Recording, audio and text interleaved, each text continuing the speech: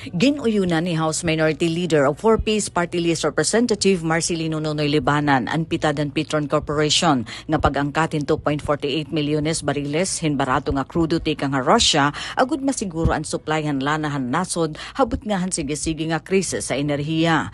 Sumalakan Libanan dakon mahibubulig hini tungod nga yan na aadahay ilarom ang Pilipinas sa State of National Energy Emergency.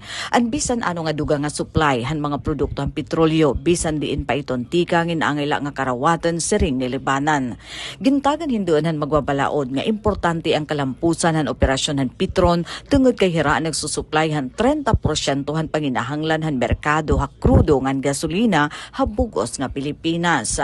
Ang Petron ang nagpapadalagan haton usala nga crude oil refinery han nasod nga nahimumutang han limay bataan kun kulang ang supply hini, posible magkaadin grabe nga kakulangan han lana, pagsakahan presyo nga disturbo ha transportasyon nga ekonomiya. Ginklaro ni Congressman Libanan nga kung muusa nga pribado nga korporasyon, may kapasidad ang Petron nga mamalitin krudo habisan diin nga dapitan kalibutan, basta la hirain waray gintatalapas nga balaod ha sulod ngan gawas sa nasod. Gintutuuhan nga napalitan Petron ang krudo ha mas barato nga presyo tungod ang $60 per barrel nga price cap nga gimpataw G7 ngan European Union ha Russia tungod ang giyera ha Ukraine.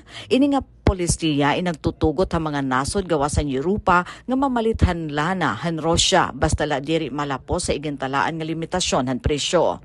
Hausa nga pahayag nga to Philippine Stock Exchange nagsaring ang Petron nga ini nga 2.48 milyones bariles in magdudugang haira inventaryo hintubtub nga June 2026. Nagsumat gihapon ang kumpanya nga nakikipagsumpayan hira ha Department of Energy nga Department of Finance para hini nga transaksyon ngan posible pa nga umorder hira hindugang kung magpadayon ang problemahan supplyhan lana ha kalibutan.